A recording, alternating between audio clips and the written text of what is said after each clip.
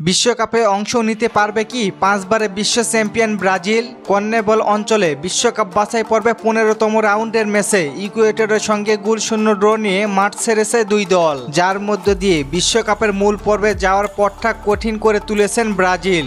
সেলেসাওদের সামনে সুযোগ ছিল জুনের উইন্ডোতে এই দুই ম্যাচ খেলে বিশ্বকাপের মূল পর্বে জায়গা পাওয়া, তবে সেই সুযোগ হাতছাড়া হয়েছে ইকুয়েডরের বিপক্ষে জয়হীন থাকায়। এই ম্যাচের ড্র এর মধ্য দিয়ে 1 পয়েন্ট পেয়েছে ব্রাজিল, যার ফলে ব্রাজিলের বর্তমান অবস্থা পয়েন্ট টেবিলের ৪র্থ নম্বরে। অপরদিকে ইকুয়েডরের অবস্থান দ্বিতীয়। ব্রাজিলের হাতে আর মাত্র একটি ম্যাচ বাকি আছে। আগামী 11 জুন বাংলাদেশ সময় ভোর 6টা 45 ব্রাজিল খেলবে প্যারাগুয়ের বিপক্ষে।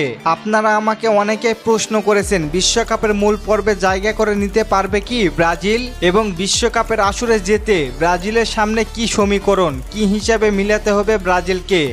পয়েন্ট টেবিলে বর্তমানে যে অবস্থা ব্রাজিলের, তাতে এই জায়গায় ধরে রাখতে পারলে বিশ্বকাপে সরাসরি চলে যেতে পারবে সেলেসাওরা। বর্তমানে ৪র্থ স্থানে থাকা ব্রাজিলের অর্জন 22 পয়েন্ট। দক্ষিণ আমেরিকা অঞ্চল থেকে বিশ্বকাপের মূল পর্বে সরাসরি যাবে মোট 6টি দল। পয়েন্ট টেবিলে 7ম দল বিশ্বকাপের মূল পর্বে যেতে পারে প্লে অফ ম্যাচ খেলে। ইকুয়েডরের বিপক্ষে ড্র এর পর ব্রাজিলের হাতে আর কেবলমাত্র 3টি ম্যাচ বাকি আছে।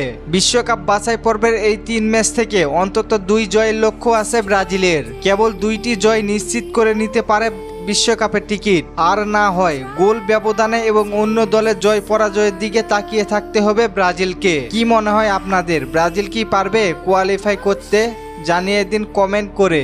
আর চলেন আপনাদের কমেন্টগুলো দেখে আসি।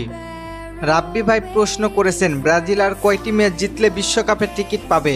ভাই 2টি ম্যাচ। ফরহাদ ভাই প্রশ্ন করেছেন প্যারাগুয়ের বিপক্ষে অ্যান্থনি কি শুরুর একাদশে থাকবে? না ভাই, রাফিনা থাকার সম্ভাবনা সবচেয়ে বেশি রয়েছে।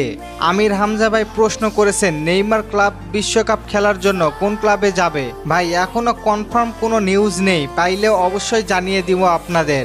ধন্যবাদ সবাইকে প্রশ্ন করার জন্য। আর ফুটবলকে নিয়ে নতুন কোনো প্রশ্ন থাকলে করতে পারেন, পরবর্তী ভিডিওতে রিপ্লাই করব। ধন্যবাদ।